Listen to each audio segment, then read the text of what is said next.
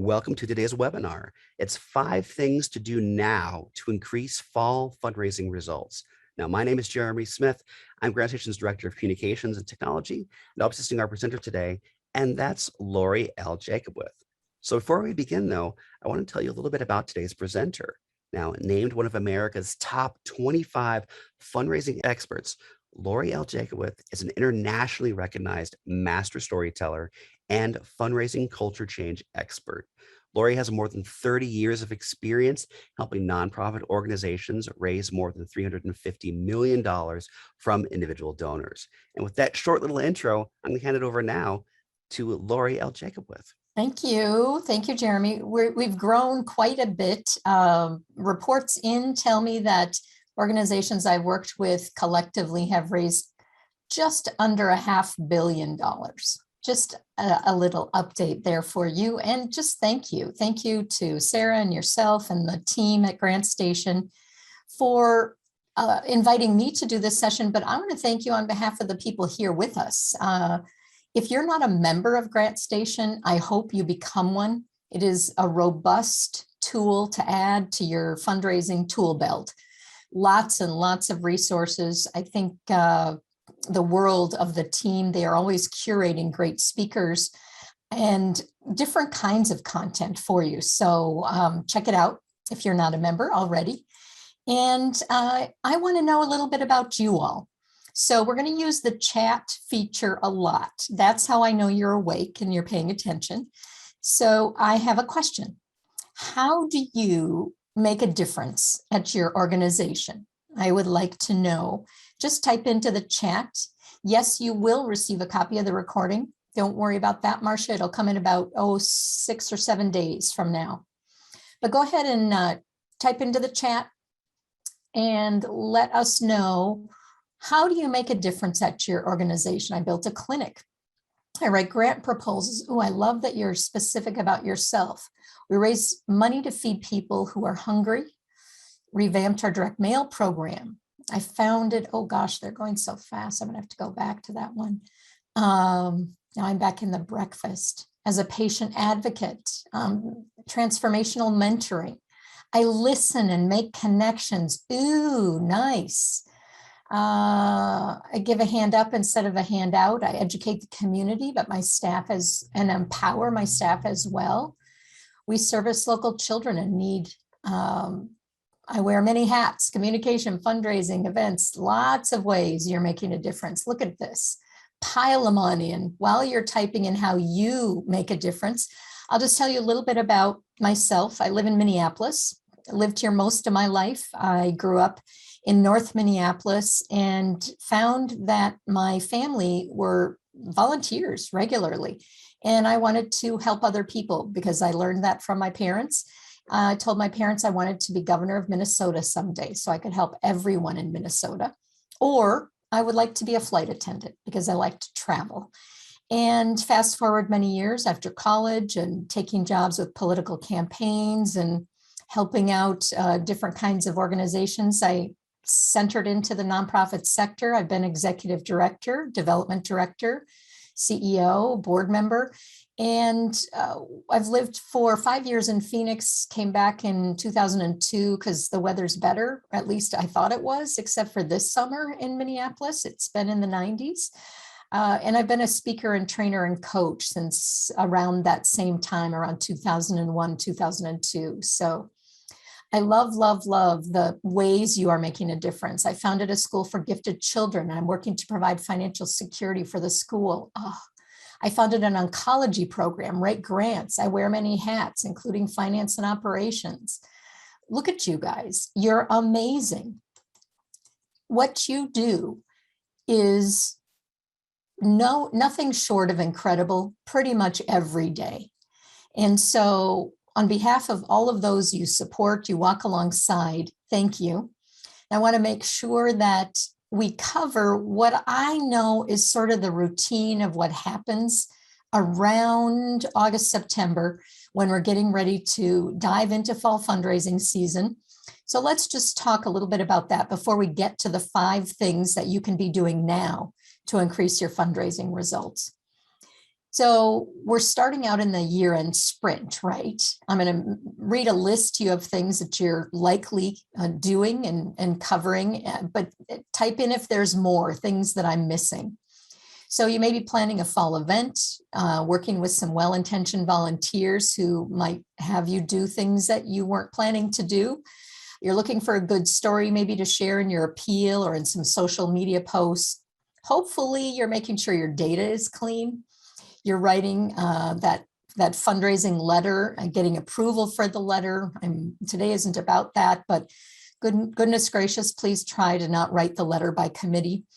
You get ready to collate the mailing or take it to a mail house to do that. Maybe you're making plans for Giving Tuesday, preparing to send thank you letters. What else? What are the other things you're getting ready to do in the fourth quarter here?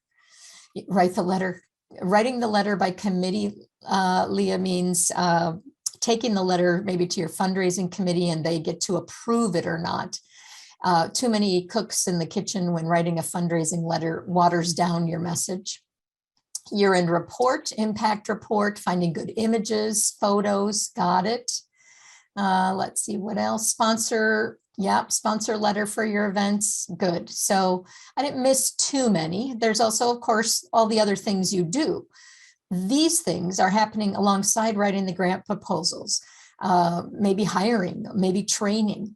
The challenge, of course, is that you have to do all of these things at the same time, right? Well, let's talk about that definition, of course, of insanity that Albert Einstein is famous for saying, doing the same thing over and over again and expecting different results. Type in just a yes or a no if last year you exceeded your fall fundraising goals. Yes or no. They're going to come flooding in. Let's see how many yeses. Mostly yeses. Great. Handful of no's. Gotcha. We got a poll that we'll do in just a moment here to glean a little more information about what you did. It looks like maybe a quarter of you have no's, and that's okay. But let's talk about some things that you could do differently. Before I get into the 5 things, I have a very overall coaching. I put my caring truth teller coaching hat on when we started here today to remind you that the most disengaging words you can use in your fall appeals, in your social media, in your emails is to help us with our goal. Frankly, nobody else cares about your goal as much as you do. What people care about is how they can make a bigger impact, what are lives like because you exist, whether you are making sure there's clean water or you're making sure that there are wheelchair accessible equipment in different places, making sure that your communication is talking to your supporters requires a different lens.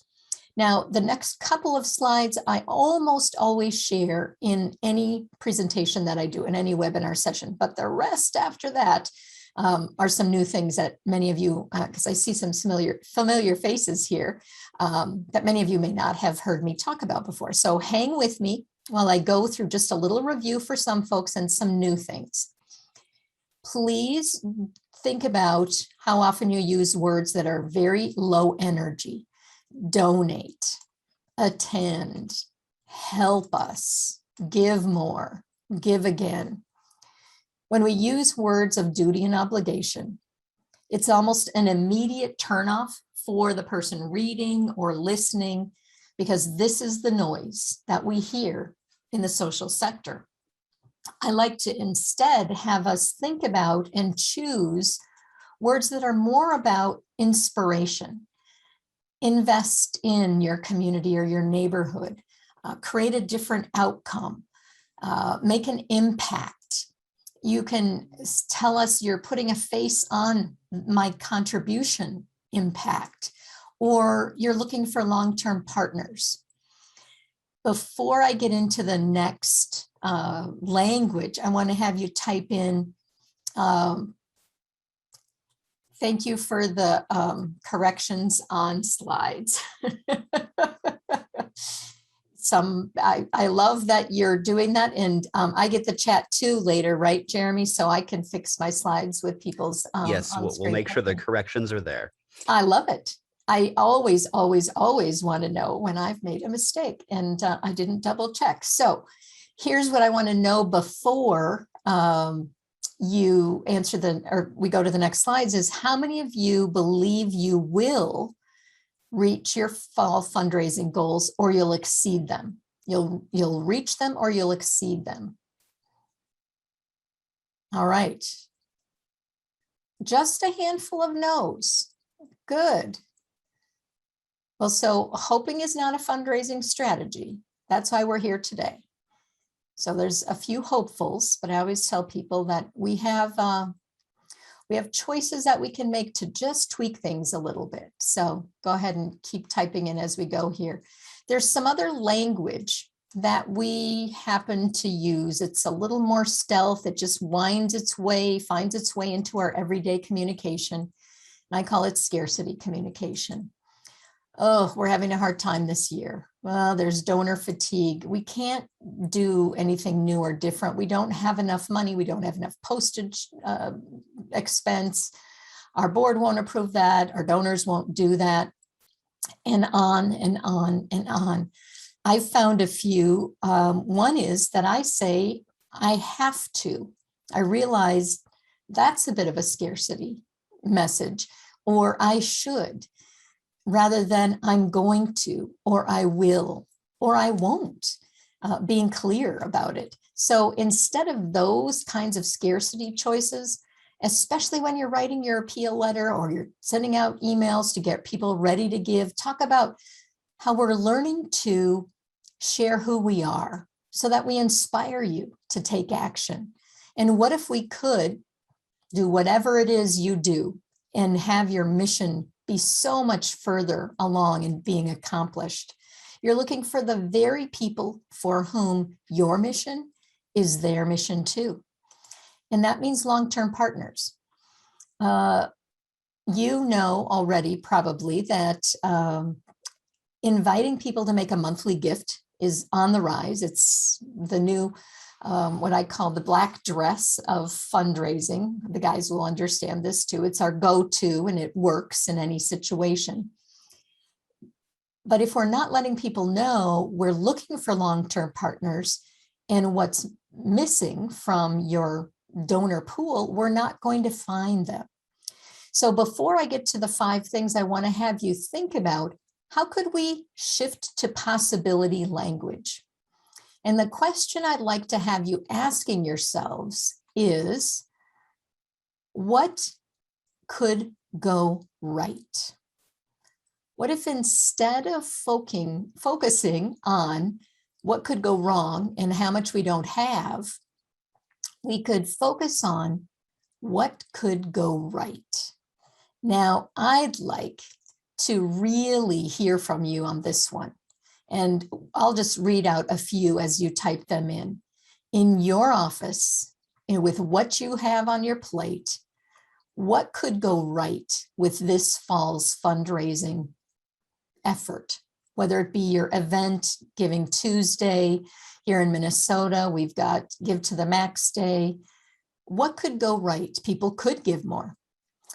New volunteers could be involved. Ooh, I like that one. Let's see, more donors. Let's see what else. Increasing, we could keep the doors open. Okay, so we want to talk about that. New hire of a major gift officer. Grant success. We could have a huge turnout for our first race. We could expand our services. Ding, ding, Maggie. That's what I'm looking for. We can do more of our impact when people give more. And that's some of what we want to be sharing with our supporters, with our neighbors, with our donors. We could save more veterans. Our new CRM would become usable. We would have more people, help more people than ever before. We would reach every child in our community.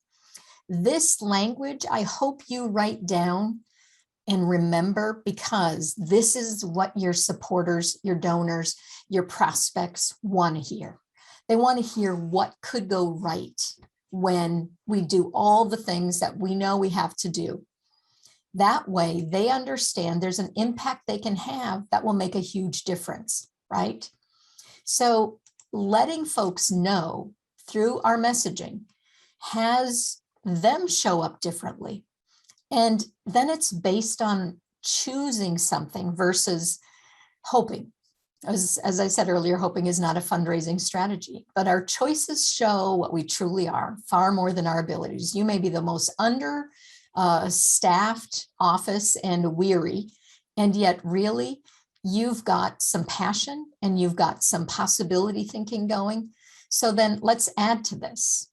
I know you've got this, but I'd like to tell you what 5 things you could do to make this even a little bit easier. So the 5 things that you can do now, we're going to dive into a bit, but I just want to give you the overview before we dive into each of them, because I've got a few examples for you. We're going to talk about data and what specifically to review. We'll talk about your money story. And if you don't know what your money story is, I've got some resources for you, and I'll be talking more about your money story on some Grant Station webinars coming up in a couple of months.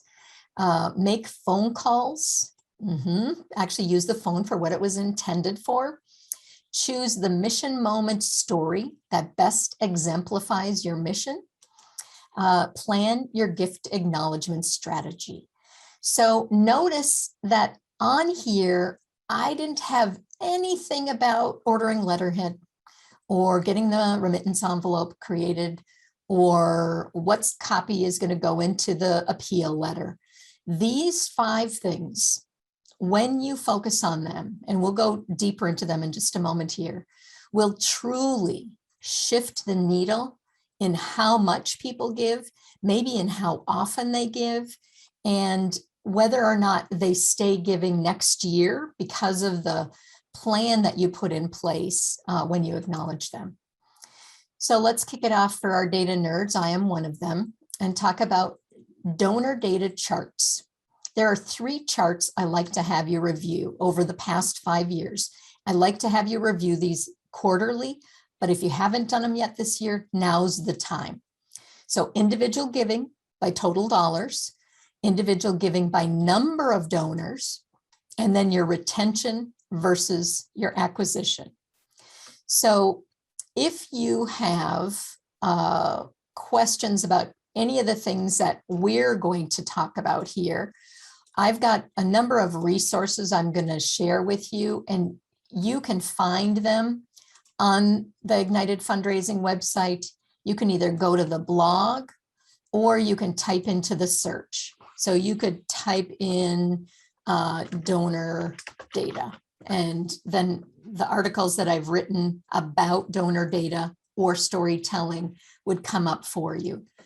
This document that I'm talking about, or this blog post called 3 Charts, will take you to a post I wrote a couple of years ago now. But I always talk about reviewing these charts at year end so that you are taking a look at what are some trends for next year. But before you start your mailing or your appeal, you want to take a look at where's the money coming in from. So this is the past 5 years, not including this year. I would include this year if you're running the chart right now. But it shows you in the top 3 giving categories, above 10,000, 1,000 to 999, and 500 to 999, 780,000, almost $781,000 is being raised. So that's a lot. And look at the growth for this organization. We've done a good amount of work together in major gift fundraising and in sharing their story. But what's even more interesting is how many people is that? It is only 168 people who are giving $781,000.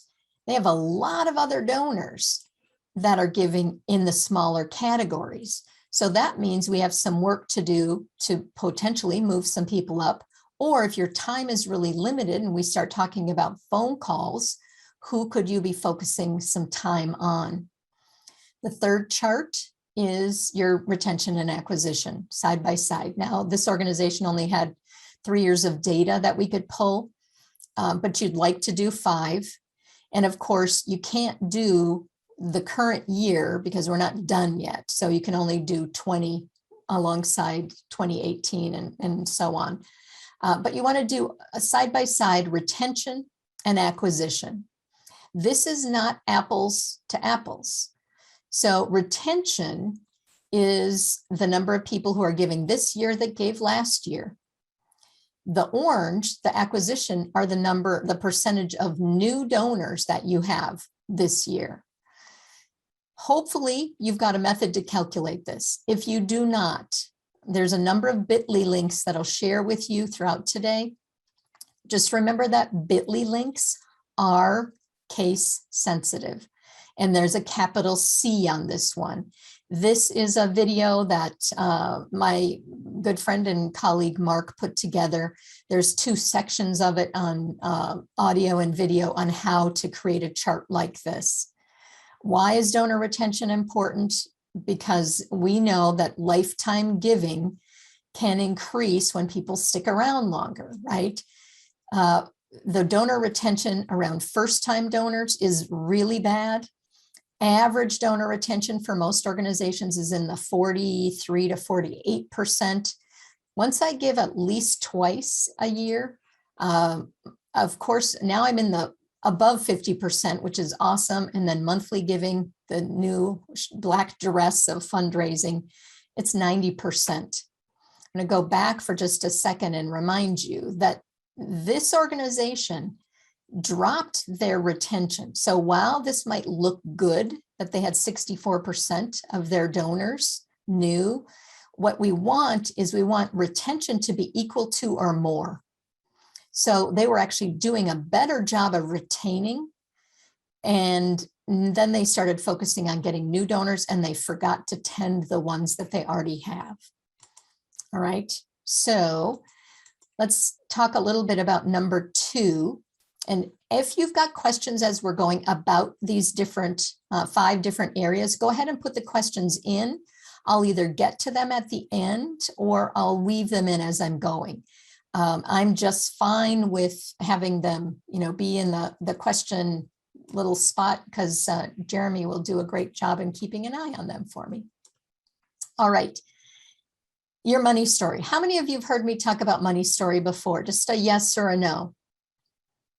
Type in a yes or a no, because I know that some of you are repeats. Looks like there's a lot of new folks. All right. So I'll say a little tiny bit more about money story. Money story is really simple. It is, where are you today and where do you have to be to fully fund your mission? Now, fully funding your mission is not the budget. The budget is something that we create so that we know we can end the year in the black. We can end the year and spend our money appropriately. But to fully fund your mission might mean we're on a path to become a $5 million organization or a $2 million organization or a $25 million organization. But here's where we are today, and here's where we're headed. An organization here in town has used a visual like this to talk about their money story for a number of years. They've increased their giving from individuals from about $23,000 a year to well over $100,000 a year. They're a very fee for service funded organization. So having $125,000 to $150,000 is a big deal for them. To learn more about how to calculate and figure out what your money story is, you can go to this bit.ly link, and it's all lowercase. It's just bit.ly tell money story. Here's what I want to know. Type in, I want to hear this from all 500 or however many of you are on. What is your year-end goal? What do you have to raise to meet or exceed the budget number? So I'm going to ask you that first. So type those in. I want to see them flooding in. 80,000, 325,000. Oh, wow. $1 million. Okay. We've got a lot of big numbers coming in. 1.5 million, $500,000, 25,000, 6 million. Whoa, that's a lot to raise between now and year end. And now you may be talking fiscal year end because it's the beginning of your fiscal year. I get that, but I'm talking just through December. That's what I want to know. Then I'd like to also know, what is your fully funded number? If you got the chance to have a fairy godmother who said, I can get you all that you need, all that your mission requires, what is that number? 5 million. Now we're getting some 7 million, 20 million. Got it. My guess is those numbers aren't being shared as often. What I want to invite you to do is to understand that when you talk about $12 million or $25 million or whatever that number is, 150,000 a year, 800,000, when you actually talk about money, you will raise more. So making sure that you have the numbers correct, between now and year end December, what do you have to raise? And then what is our visionary goal? What is when we are fully funded each year for the next 5 years, here's what that would look like. Because what if this exciting thing could happen that someone would say yes and give you all that you require? I believe Andrew is on from Habitat for Humanity in Waterloo, Iowa. And Andrew, I'm going to share the story of what happened at your affiliate, if that's okay. And if you are able to chat in at all and add to it, I'd love it. But I want to make sure people understand this isn't something I'm making up and talking about money. So the folks at Iowa Heartland Habitat, here's Allie and here's Andrew. They asked me for some help in how to articulate what their money story was a few years ago. And they made sure that they invited the board to participate in the conversation. They also made sure that people throughout the organization were understanding that we have to quantify and understand what does it take to not only fully build a house, but to do more that we'd like to do. So they started to do some things. They started to make sure in their emails, they were talking about what their money story was. When someone would come to a new home dedication or a build site, the volunteers were educated and or donors were educated that it takes $987 or something along those lines to purchase all of the appliances for a new Habitat home because of the partnership they have with Lowe's. And that approximately $150,000 is what it takes to cover all the costs of building a home. So it was, I think it was in the summer, maybe early fall, after they'd been doing this change in messaging. And it was, I believe, a Monday. And in the morning, someone stopped by with a check and left it and said, I want to help pay for the appliances for the next Habitat home. And if I'm not mistaken, the same afternoon, some of these ladies here in the picture stopped by with this big check to say, here's $150,000 to purchase or fund the build of a next home. And then many months went by and they continued to do this work. They took people on a bus tour. They even did a bus tour last year in COVID, very special setup for socially distance and masking. But the foundation came back and talked to Allie on the phone and explained that not only would they be approving a 3-year grant for $800,000, but there was a match for the grant, and they would be awarding this Habitat affiliate a $1.6 million 3-year grant. True story. I would want that for you. I have a feeling if you asked Andrew and Allie if they thought this was possible when we first started working together, they would say, probably not. No, help us reach our goal is a little bit different, Roger. So what it takes to support one family.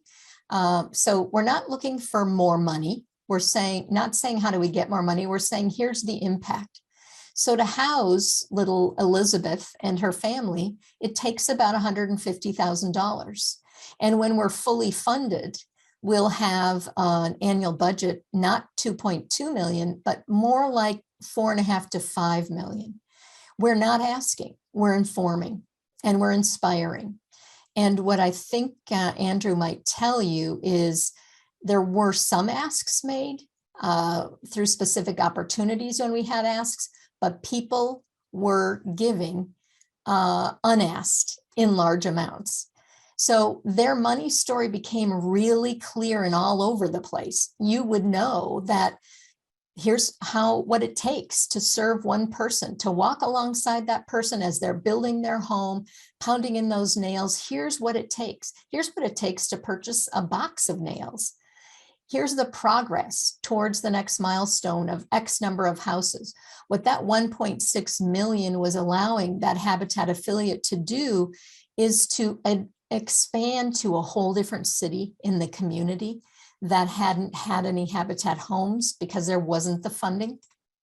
So the vision of where they were headed was clear. Here's what it takes versus here's what we need, and help us with our goal. Here's what it takes is an opening for people to insert themselves and be supportive, paired with inspiring, specific relationship building messages that were about one person and one family. Hopefully that makes sense. Andrew says, we continue to tell our honest money story and led to another $2 million grant earlier this year. Woohoo, I have not heard that one. Congratulations. All right, Andrew. So an example of this is I work with an organization called Volunteers of America out in Sacramento, Northern California, Northern Nevada. And every quarter I get a mailer. It is called Stories of Hope. And in the mailer, they tell different stories of different people, but they talk about stories that we may have already heard, and they always include the what it takes message. So last year, when they had to have their event virtually in June instead of May, the CEO told the story of Greg. And much of his speech is actually right here. Talks about Greg, who was homeless. He lived in a tent. He went to community college from the tent. He was a child of an alcoholic and abusive father, but he had a drive in him that no one could stop. And this is Greg. He decided after that first year of living in his tent and going to community college, he knew he needed housing. And that's when Volunteers of America showed up and helped, again, walk alongside him to figure out what could happen. He got some transitional housing. He's completed his degree, but it explains, just as it did in the CEO's remarks at the fundraising event just a few weeks before, that $10,000 is what helped move Greg out of his tent and into the housing where he now lives in an apartment that's clean. And having your money story present doesn't mean you're asking all the time. It does mean that you're being clear about what the money does. Another example from an organization here in the Twin Cities, Interfaith Outreach Community Partners. They make sure to tell stories about individuals. Mission moments are what I call them. And they make sure to talk about the dollars. And they just updated us. What is last week's campaign doing? We just 157 left to go, but they told us about Ezekiel, who was walking across his college campus as a new freshman, stepping into the unknown with excitement and confidence. What got him there? A network of people like you who plugged him into community resources, his amazing parents, and his own personal drive, always envisioning a path toward college. Believe he's now in his second year of college, and they do follow-up stories about him. But blending that story of the mission in action and what your money story is how you can make sure people understand where they can fit in. John is asking, would it be helpful or a good idea to send out our money story to people known to give organizations like ours unsolicited? Maybe. It depends on how you do it. So let's have you think about that, John, and see if there might be some ways to do it that are a little different than just sharing your money story. The next example I have is just a quick one from Charity Water. They talk about for as little as $5 a month, you can help a woman gain access to clean water and all the benefits. Water is work for millions of women around the world. They have funding from major donors that cover all of their administrative costs at Charity Water.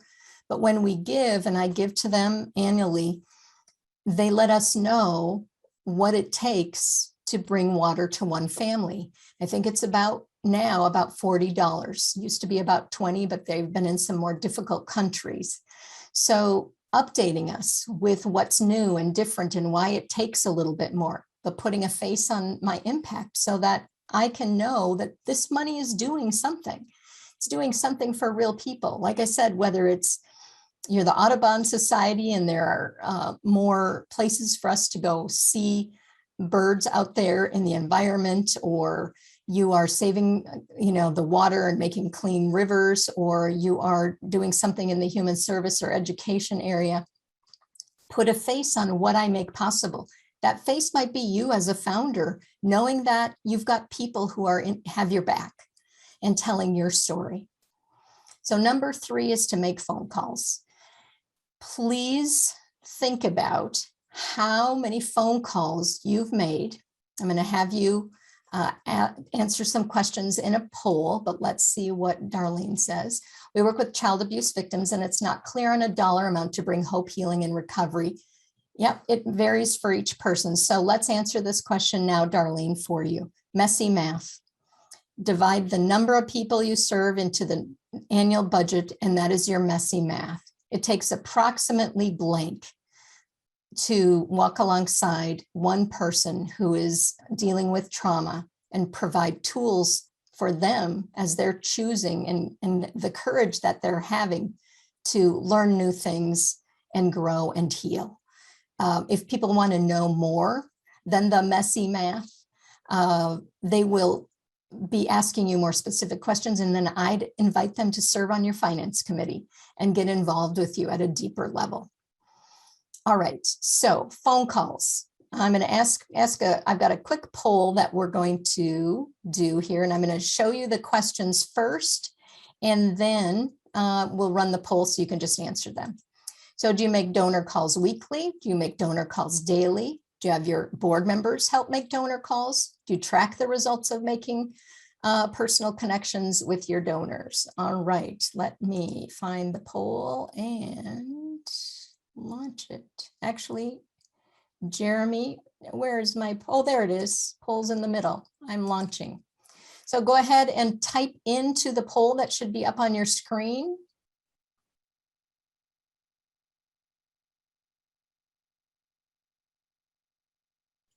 It's like a race. It's like a horse race. Yeah, but this is Grant Station. Or how familiar are you with Grant Station? Oh, okay. Let me go ahead and we're going to actually end this poll and we'll do another one. Okay. I'm not sure why that one showed up. There are multiple polls here. I can only see one. There we go. I'll let you do that one. There you go. I'll put it up there. This is the better one. Thank you. This one's actually accurate. So do you make donor calls weekly? Yes or no? And do you make donor calls daily? Yes or no? Do you have board members make donor calls? Yes or no? And the last one is, do you track the results of making personal connections with your donors? Nice job populating. Got another 100 or so of you to do that.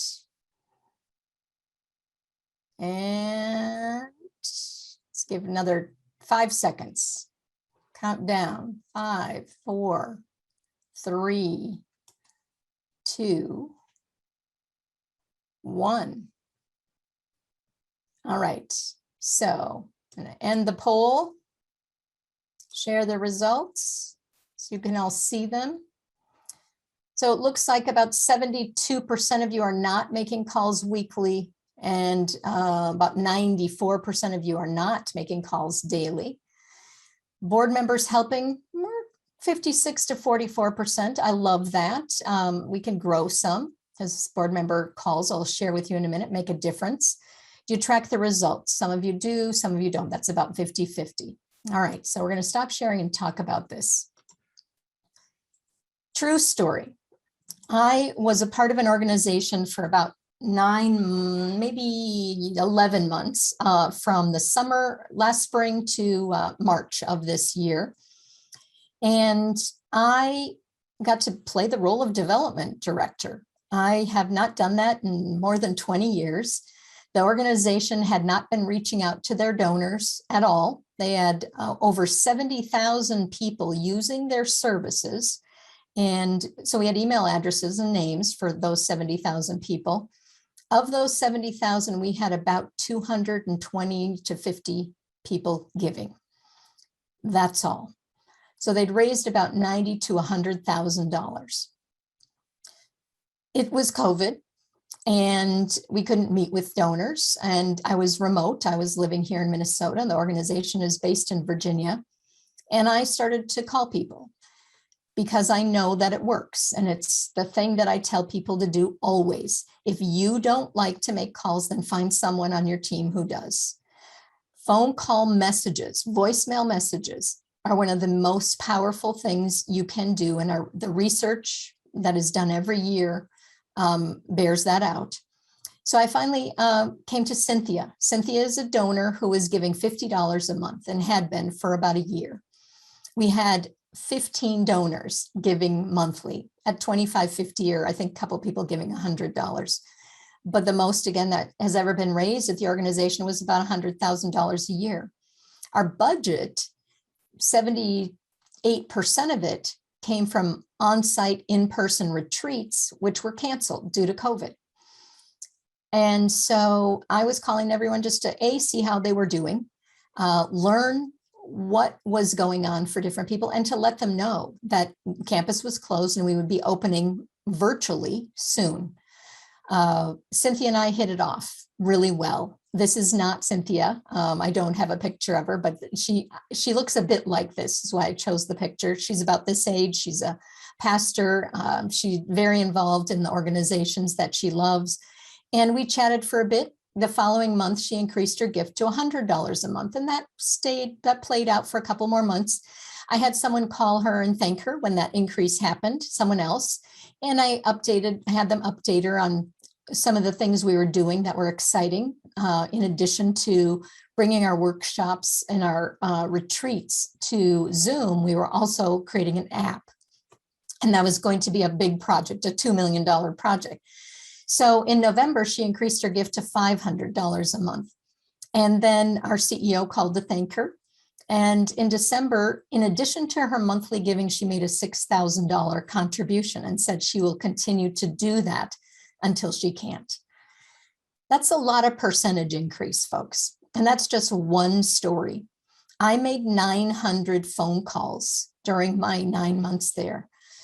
I would schedule 15 to 20 minutes a day to make phone calls. I had a lot of things to do because they didn't have a good database. Their data wasn't clean. There were all kinds of emergencies and fires to put out. But what I found is people were hungry to talk and people gave more. Within, I would say, the percentage that I figured out when I was leaving the organization was about 60% to 65% of the people that I talked to increased their gift. But what was even more exciting was our donor retention increased from 34% to 54% in 9 months, which is sort of unheard of. All right, so let's see. Similar experience, $1,000 a month to a $10,000 recent gift. Love it, Jennifer. Are there best practices to ask when you talk to donors? What I do is I would learn as much as I could about them. So what had they attended at our organization? Who might have a relationship with them, if anyone? I did my own Google search for no longer than about 10 minutes. And then I did a well screening on everybody who'd given. And then I did a wealth screening on our super users of our programs so that I knew some of their giving history. But really all I was doing, there's no script. It was to call and say, Cynthia, thank you. I just wanted to meet you and say, hello, I'm new here. Tell me about the organization and what do you love? And oftentimes I only got to make one call a day because people would talk so long.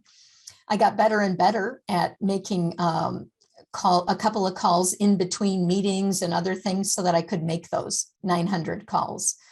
How do you approach cold calls? Hopefully, Maria, that answered it. I really just introduced myself and would leave a voicemail message. Most people did not pick up.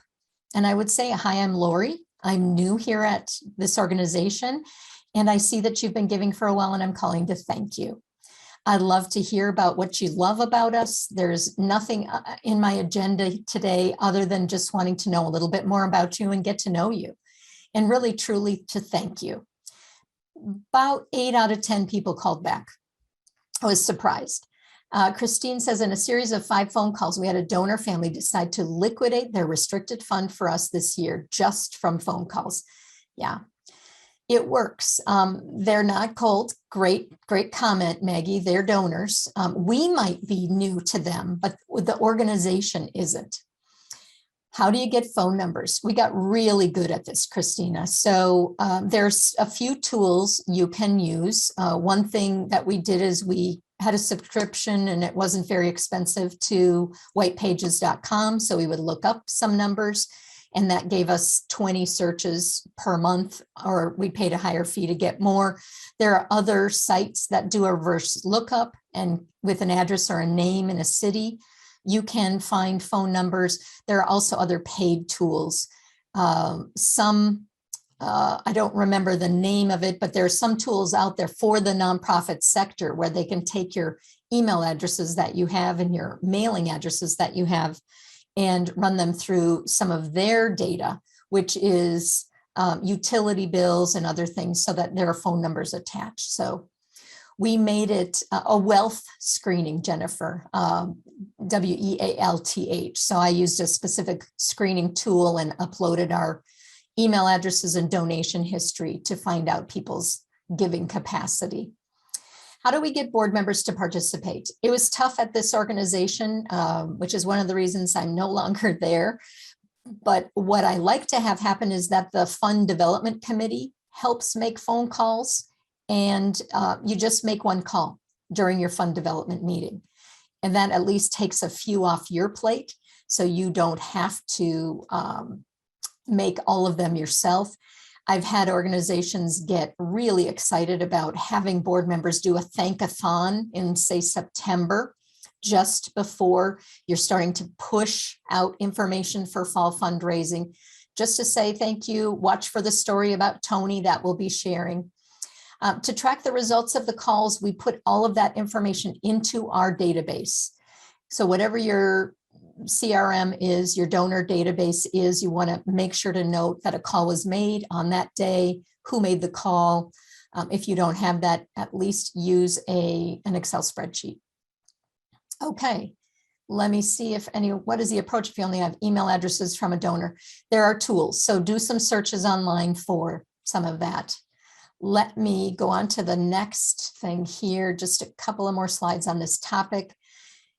I like to have you create some sort of system that builds loyalty, whether that be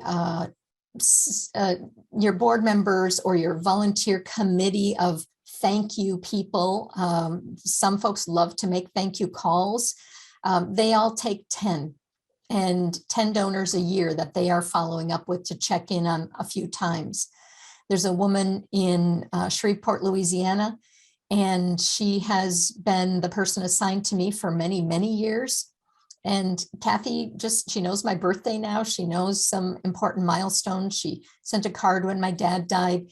We've become friends, but I know that she's doing engagement work, but she's doing it because now we have a relationship, and she's a board member who took that on. She was assigned a handful of donors that give every year. Why to have your board make calls is because when a board member makes a thank you call to one of those first-time donors, where the retention rate is only around 20%, Their second gift, because they'll give again that year if you ask them, is almost 40% higher. So board members are fundraising without asking. They're just leaving voicemail messages to say thank you. And retention is increased. 2 years later, 70% of those first-time donors are still giving. I love the power of leaving a voicemail. You do not have to talk to all 900 people like I did, but you can spread around the love a little bit. And then especially if you have an event, you want to be calling people the day after the event to say thank you for your gift yesterday. You want to have a system in place to do that. All right, tactic number 4, choose your story, your powerful, powerful story. Making sure that you are choosing a story that puts a face on the impact of your mission, and you want to use it throughout, before, during, and after this fall fundraising season. You do not have to have 25 stories to share. In fact, it's overwhelming to have that many stories to share. So I prefer if you pick a theme. Why choose a story? Because stories allow us to feel something. We get connected to the organization in a way that we might not. I see that I didn't have a sourcing the image tag on here. This is from Vocal Essence, a choir here in the Twin Cities, and their youth chorus. We did some work last year on how can they increase individual donor giving when they've been at a pretty high level for a while, but they've sort of plateaued. And part of what they did is they just found more stories to share, and they shared many of them one-on-one. So the facts are, the research tell us stories are up to 22% times more memorable. If you're thinking you want me to understand something that's kind of factual, weave it into a story. So it may be that you serve seniors and you have a confidentiality clause and you cannot show a face. Well, this was Rosalie's legs. We did not show her face. And I believe we even changed her name when we shared her story for Senior Community Services. But what she had to deal with was being receiving notices from the city because her lawn was too long. With a walker, you can't mow the lawn in your house. She had enough care and support that she could stay in her home, but Senior Community Services has a volunteer program that matches people who want to do things like mow the lawn so that Rosalie doesn't have to be paying fines every month because she can't mow her lawn. So it's a short inspirational example of how the impact is happening at this organization, no matter what your programs and services are. I like to have it be about a quote unquote real person.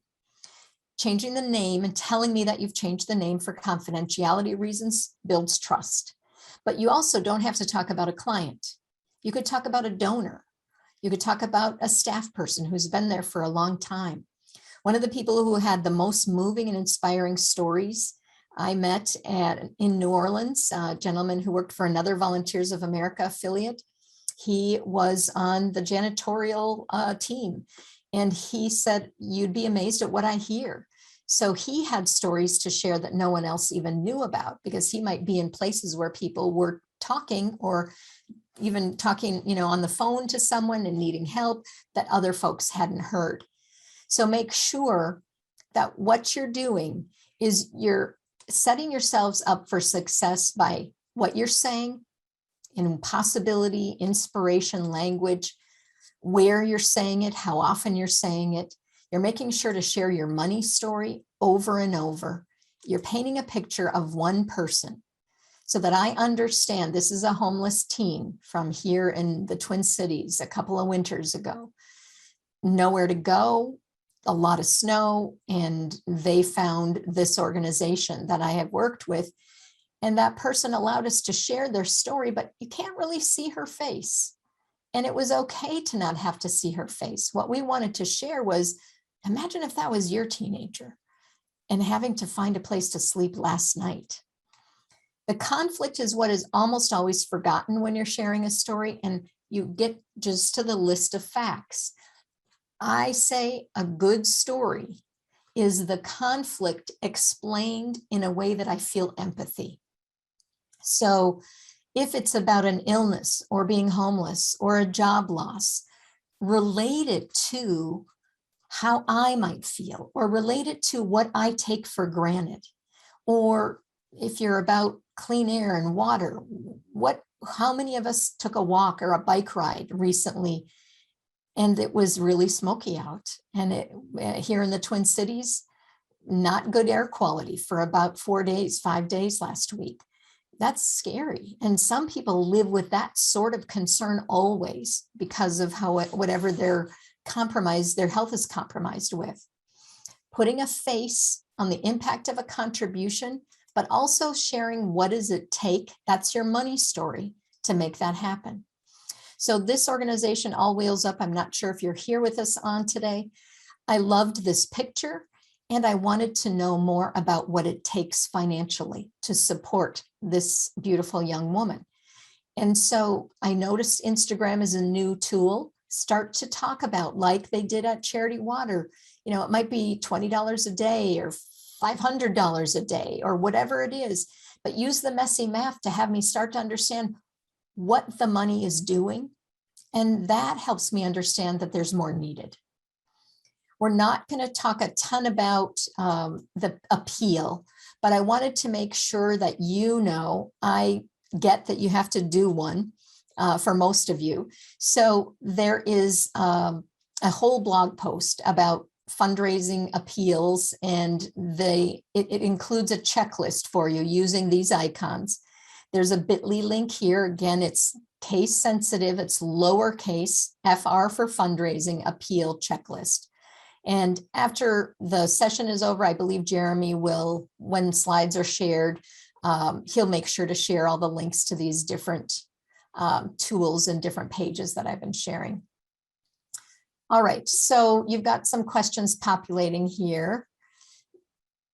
Generic photo or just don't show faces. So let's see, we work with children who are abused and neglected and suffering. We never show photos. You know what you can show? If you think back to what I did here, and it doesn't have to be a photo of a child, but it can be children's hands playing. It can be a child touching a toy, it can be a stock photo. And you tell me a story of Kayla. And you can say, we've changed Kayla's name for respect and out of confidentiality, but playing is Kayla's work to work through the trauma that she's experienced in her life. Evoking an emotion with a picture that's about a body part or a silhouette, you can also use silhouettes, are really as powerful if your work on the story is done well. Hopefully that helps. All right, so let's go back to where we were, conflict, face. All right, you got the checklist. We're going to talk about the fifth thing you can do. Work backwards from your thank you strategy and follow-up. Okay, so this is not just a thank you letter. This is a more than one-time task to figure out how to do. You can personalize things using your donor database. I'd like to have you share a couple things after I share a couple of ideas. So look through my idea list here and then think about what you've done after your fall appeal, after your spring appeal, after a recent event, to have people thanked in an interesting way. So social media, organizations that I work with do shout outs, of course, getting permission first. Corporations, individuals, event sponsors. Short videos, I'm a big fan of. I interviewed for a consulting gig just a couple of weeks ago, and I sent them a short video afterwards. It was about 90 seconds, and they said, well, that had you stand out in the crowd. We've never gotten a follow-up video to thank us for, talking to folks. It works for thanking your supporters too. It works for thanking your volunteers. Think about who it could be. It could be the person that is the story that you chose, if you have permission. It could be a volunteer, it could be another donor who made a matching gift and they want to say thank you to all of you who were inspired by our match and we've now exceeded it and we wanted to thank you. It could be your CEO, your founder, yourself. Have some fun with it. And then have board members help make those thank you calls if you can. Have a follow-up plan and a welcome strategy for first-time donors. First-time donors should get a thank you letter that says, thank you for making your very first contribution to our organization. We appreciate that you have a lot of places that are asking and inviting your support, and you chose us this year. Make sure that you're thinking about engagement beyond thanking. So what else? Type in, what is it that you are so proud of having done in thanking folks? Our donation program immediately sends a thank you email. Should we follow up with a printed letter or note? My rule of thumb is if people give online, they should be thanked online. If they give through the mail, they should be thanked through the mail. I do say a phone call still works for both. That thank you call, we made it a rule at the organization I was a part of that phone calls are made within 24 to 36 hours after any contribution is made. So I had some staff doing it, some board members, some volunteers, and myself. Send flowers to special donors, small gift package to 100 top donors. I noted a donor graduation date with MBA and dropped with flowers and celebrating them with them, a copy of a thank you note from patients. Everyone gets a thank you letter within 24 hours. All new donors get a welcome packet. You might want to spread the welcome packet over time so they don't get a bunch of stuff all at once. Let's see what else. What if they're monthly donors? No, they don't need a monthly call, but choose a strategic time. You might call after the first gift and they've just signed up. You might call in the 12th month to say thank you for being a donor for a year, and then spread it around. Who else is calling them once or twice a year? Invite them to something too. Thank you cards from children who are recipients. Do you recommend donor thank you events? Not much, no. We don't have time to go to things. We still have COVID to deal with. When we don't have COVID, it's been hard even to get people to things. I prefer something that feels special, that is either virtual or there's not any time commitment for. What are your thoughts? Let me just see. What if they only give through Cash App and you don't have their personal information? Then there's nothing you can do. So you want to find a way, though, that if they're texting to give or they're giving through some app, what other follow-up and action can you have them take on your website? So I'm not a fan of not being able to collect any information. How do you get approval or permission for social media shoutouts? Call or email and just say, we want to make sure to recognize you. Here's the post we've got ready to go. May we put this out on social media, and would you be willing to share it with your community that you love being a part of our organization? All right, I've got a story to tell you. This story is about a family foundation that gave, after a written grant request to an organization out east that was working on a capital campaign. They had started with no donors.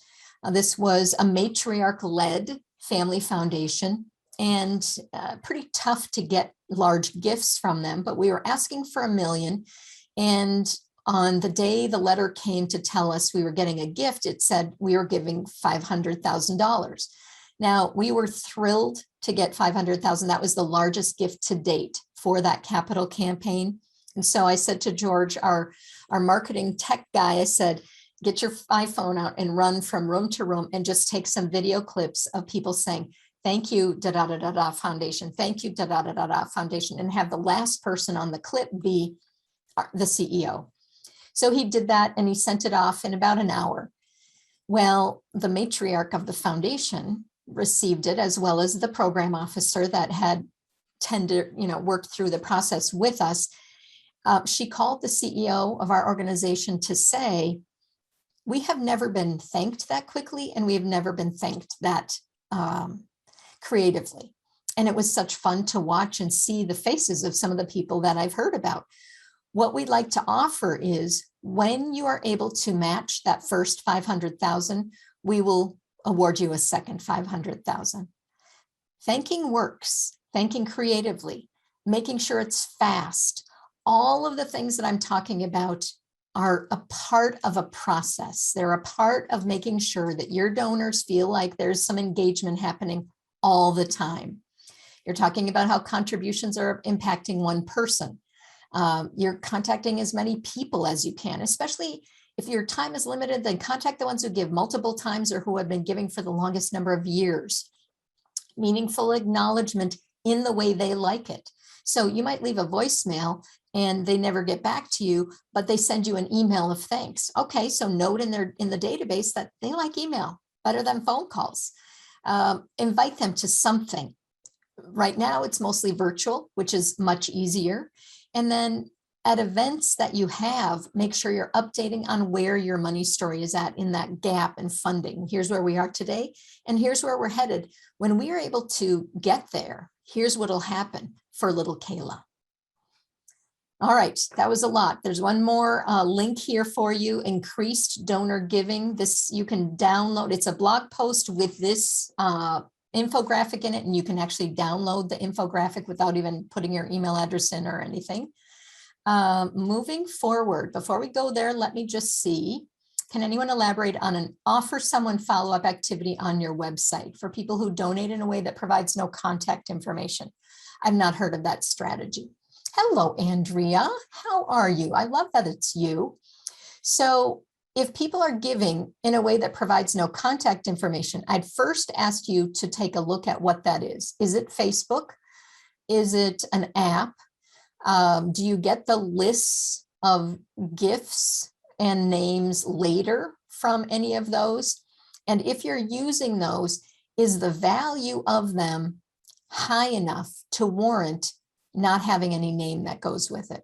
I shy away from having people give with no contact information whatsoever. Now, if it is in an app format, there may be a way to thank them all and say, we have this special information about how to save the planet in 5 steps or less, or what, I'm making it up. When you go to this link, you can download it, but now they have to give you their email address and first name, last name. So anyone else have any other thoughts on why do I include an invitation in addition to join us? What do you include in an invitation in addition to join us? First of all, I don't like to say join us. I like to say your attendance makes a difference. Attendance, if it's purchasing a ticket, will cover the cost of blank for one person in our programs. While you've got, some of the fee that will cover your meal or your entrance, here's the percentage of help you're supporting someone. So I like to make it about the impact that I'm making. All right, let's move forward. If you haven't figured out by now, I believe fundraising is about relatedness, connecting with people. You are busy, and yet knowing someone, knowing why they give, I can tell you stories about 300 or 400 donors that I got to talk to at the organization that I was working with because I spent enough time with them, or the person making the call took good enough notes so that I felt like I knew them. It's not always about asking. It's about informing, inspiring, and listening, making sure that people understand that there's more to do to support your mission. Here's your reminder, your 5 things. Review your data, please. Share your money story, know it, share it all over the place. It's not an ask, it's just a line in some update that you're sharing. Make phone calls, share stories, their mission moment stories, and then plan your acknowledgement strategy. Before we get to questions, more questions, I've got a few questions for you. So first 2 questions I want answered. What did you learn, and where will you use what you learned? What did you learn, and where will you use what you learned? Type into the chat box for me. And I'll check the question box just to see what else we've got in there. And while we're answering, so are you saying that in all our fundraising, we should share our money story and ask donors what they can contribute to this full funding?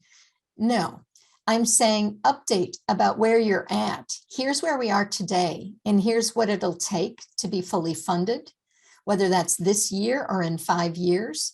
And that's all. It is not an ask. It is simply letting people know what the money conversation is, your money story. We are not asking on a regular basis. We are updating about our money story. Michelle says developing and sharing our money story becomes difficult as we think of this in terms of prevention work. So I'm going to just reframe this and say, when we're doing prevention work, there's more thought we have to put into, that went away. There's more thought we have to put into sharing our money story and developing our money story. So what is the prevention work that you do? So is it clean air, clean rivers, education about healthcare, letting me know what happens when the prevention isn't happening, and letting me know what happens when it is. I worked with the Food Safety Network, and this was before COVID, folks. And one of the best ways, of course, to not spread germs, as the entire planet now knows, is to wash your hands. They were having some challenges with how to say that. And they were forgetting that simply showing a video and showing how to wash your hands and talk about it and how silly it felt to be doing this, but what an important role it was, but also washing fruits and vegetables. They were sharing stories of pregnant moms who hadn't washed the cantaloupe and what happened, explaining that education and prevention is what they're about. And the more people who know their message, the more people will feel empowered and will be healthy. So it took, and I believe they came up with about $785 a week to do the education that they were doing, because much of it was virtual. Much of it was easy to do education. So it wasn't very expensive. Let's see some of your answers. Got 113 new answers. All right. Going to view the blog post and download the infographic. I'm going to move these over so I can look at you all. Let's see. Our event sponsors ask how their funds will be used. Is it okay if a percentage covers expenses and the rest go toward the program? Absolutely. You have to explain that you're looking for unrestricted operating dollars, that the event has unrestricted operating expenses, and that some of their sponsorship money is going towards covering the costs.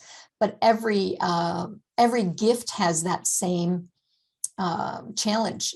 You want to tell people it takes a lot, and we know you trust us to put the dollars where they're needed most. Soraya learned the power of acknowledgement. Shan learned need to build a thank you strategy. I love that. We're going to rethink our acknowledgement strategy. Report back to fundraising and development communications on Friday. Less we and more you. Donor wants to know what impact they're making, not what we need. Yep. Money story. Yes, use it everywhere. It's not necessarily a big deal. I don't know if you can see this, but on the blue screen, because it's blurry, you're probably not going to be able to. Right in this blurry blue here is the part it says, the gift you may make helps us close a $1.7 million funding gap.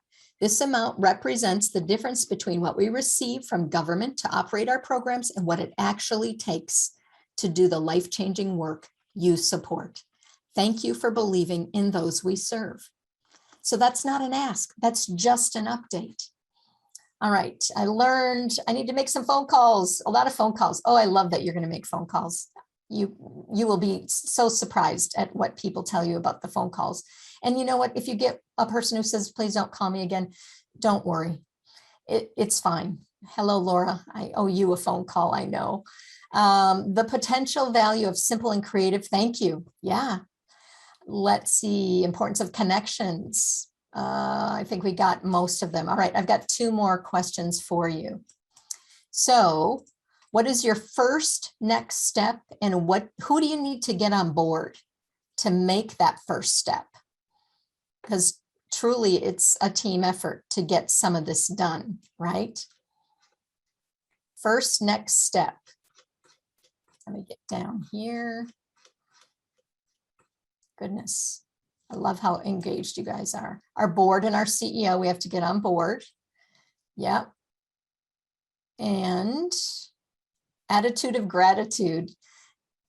Excellent, thank you. Learned a huge amount since donor giving has never been a part of what I do. Got it. Need to pick up the phone. So first next step is, for a lot of you, might be about figuring out your data, figuring out who to call, figuring out who can build relationships with the very volunteers and or other staff. You know, if someone gives specifically because of a story in a specific program, have that program manager call them and just leave the voicemail. I know that this was a lot. The quote that I pulled for you to wrap up before we dive into any more questions is from Amelia Earhart. The most effective way to do it is to do it. Just take one thing from this session today and figure out what could go right. Oh, we could increase some donor gift size when we make 10 phone calls before we send the appeal out. Or we could do a thankathon and call all of our donors virtually. Everybody, you know, gets together on Zoom after an hour and all the phone calls are made and we tell what the calls were like, and there'll be some laughing and grousing and it'll be all done. One thing, but just do that one thing. And I promise you, you'll shift some engagement. You'll shift some feeling of, I'm seen. People are paying attention to me. They're not just taking my money and I'm not feeling like an ATM. So are there any other questions? Let's look and see here. We're still working from home, so making calls with our cell phones. I had much better luck calling and actually talking to someone when I was in the office.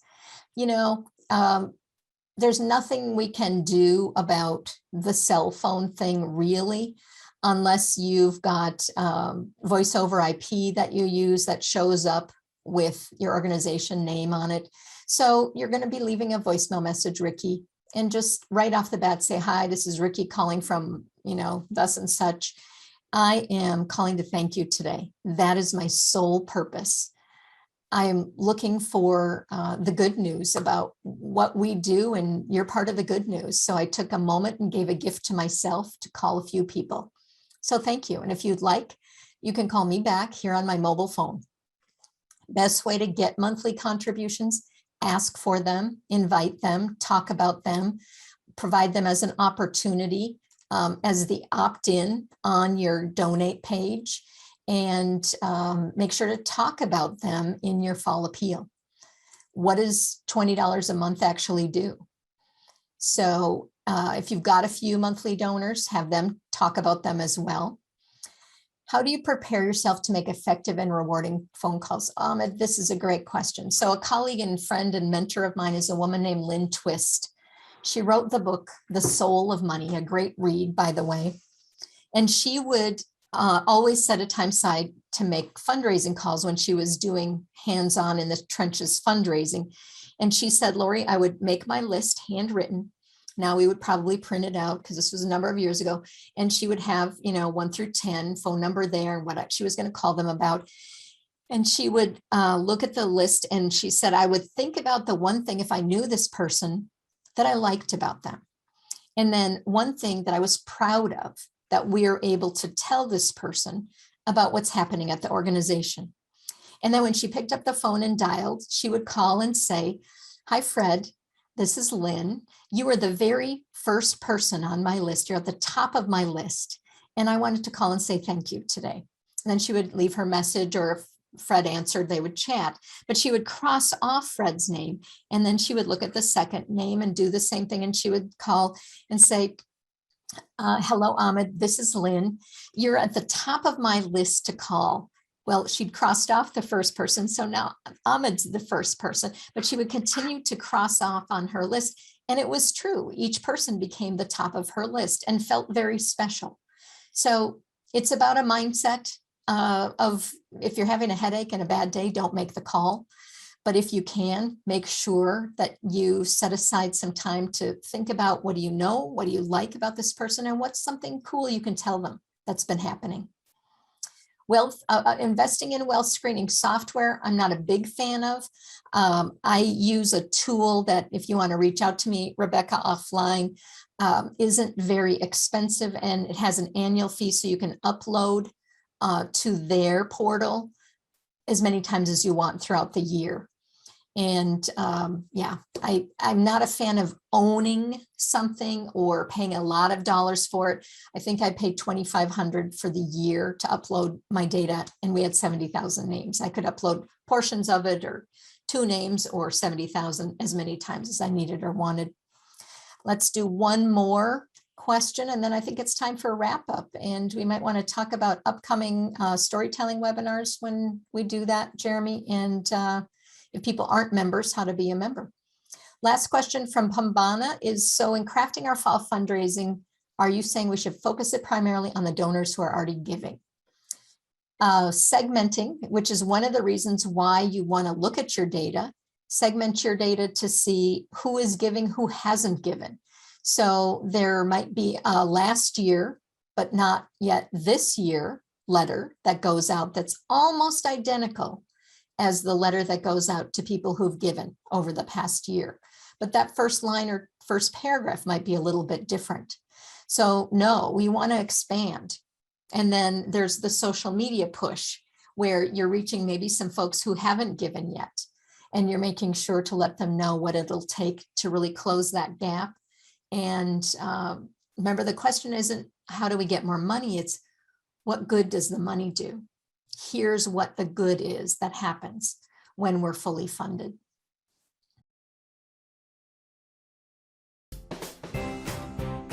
Visit GrantStation to see our latest online education offerings in the form of live webinars, interactive workshops, and on-demand learning.